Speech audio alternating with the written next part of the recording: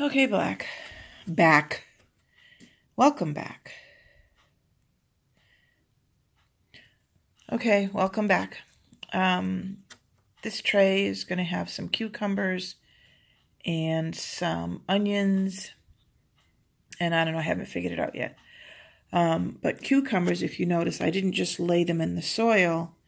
I stood them up pointy end down. And they're supposed to go down a 1/2 inch. So I have a little 1/2 inch marked on my stick. And again, just push it down carefully to keep it straight up and down till it just passes. The red thing just goes into the dirt. Leaves a fairly good size hole, but again, I just pinch it together. And one of the things I do also is after I spread open the top, I squeeze them to loosen up the soil inside and let them dry out. Now, here's a close-up. Let's see if I can get, there we go. That's a cucumber seed, and you're going to go, hey, which end is pointy? Because neither one looks pointy. I would say the pointiest end. So if this were me, I would plant this end into the ground, because that kind of has a flat side. And then we go from there. The other thing I forgot to mention is I don't actually put sticks in anymore and label it that way, because everything will get wet and runny, and everything like wood is all a wicking substance, so it soaks up the water and everything just falls apart. So what I started doing is I actually label the outside of the container in front of the row. And then when I go to transplant them, I'll write directly onto the pots that I'll use. I'll just write directly onto these with a permanent marker.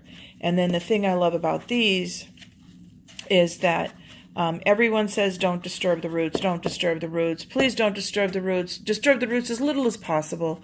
But with these kind of pots, I can actually, after they've been watered and stuff, they get very pliable and very malleable. Not to mention they're also composting material. So I actually slice these down and cut it as low as I possibly can without disturbing the roots. And then I just plant the whole thing in the ground. We're going to do some with the whole pot in the ground, some with part of the pot in the ground, and some I'm going to pull out and plant just the plant itself in the ground. And we'll see which one grows which way. But these already have 2 established holes in them. Some of the bigger ones I use, they're actually composting buckets. So you can put your food scraps in them and then put a little cardboard, pretty little top on it. And you just stack them up outside and it all composts nice and neat together. That doesn't happen. We just use an old piece of Tupperware, throw food scraps in it.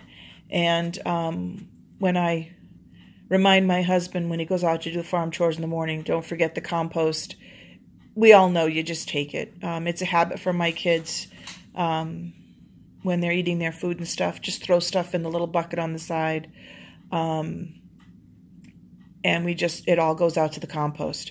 We actually have 2 or 3 different compost piles, but we also have big piles of like chicken poop and cow poop. So we have lots of stuff going on. But that's what I do for that. And going to keep track of this because I noticed a lot of the gardening videos, and I do watch a lot of them, give out lots of information. And there's a couple that are really good that I really enjoy watching, and some are just entertaining to watch. But I've also learned it's trial and error no matter where you are, what zone you live in, your soil.